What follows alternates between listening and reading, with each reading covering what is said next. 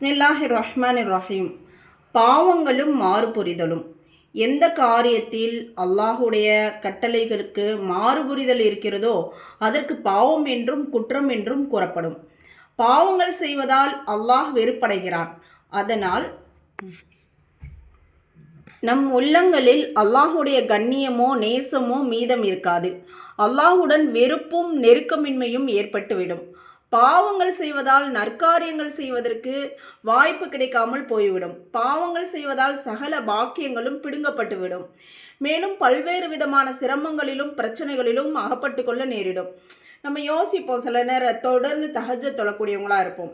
டக்குன்னு அந்த தொழுகை நமக்கு நசீப் இல்லாமல் இருக்கும். தொடர்ந்து நம்ம நஃபிலான தொழுகைகள்லாம் தொழுதுட்ருப்போம். அதுவும் இல்லாமல் ஒழுங்காக ஃபர்லு கூட தொழுக முடியாத ஒரு சூழ்நிலைகள்லாம் ஏற்படும் சில பேருக்கு. இன்னும் சில நற்காரியங்கள் நாம் செய்வோம், அது செய்ய முடியாத சூழ்நிலைகள் இருக்கும். இதெல்லாம் எதன் காரணமாக அப்படின்னு கேட்டாக்க, பாவங்கள் அதிகமாகக்கூடிய காரணத்தினால தான் இந்த மாதிரி சூழ்நிலைகள்லாம் ஏற்படுது. பாவம் மற்றும் மாறுபுரிவதனால் இவ்வுலகத்திலும் மறு உலகத்திலும் நஷ்டங்களை எதிர்கொள்ள நேரிடும்.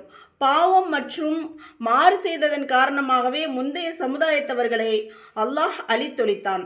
மேலும் அவர்களின் மீது அல்லாஹ்வின் விதவிதமான தண்டனைகளும் இறக்கப்பட்டன. அதிகமான பாவங்களின் காரணமாக திடீர்னு முந்தைய சமுதாயத்தினர்கள் மீதெல்லாமும் தண்டனைகள் இறக்கப்பட்டுச்சு.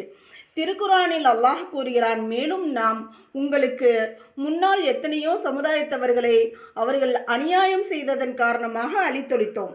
மேலும் இறை தூதர்கள் அவர்களிடம் தெளிவான அத்தாட்சிகளை கொண்டு வந்தார்கள். இப்படிப்பட்டவர்களுக்கு நாம் இவ்வாறு தான் கூலி கொடுப்போம்.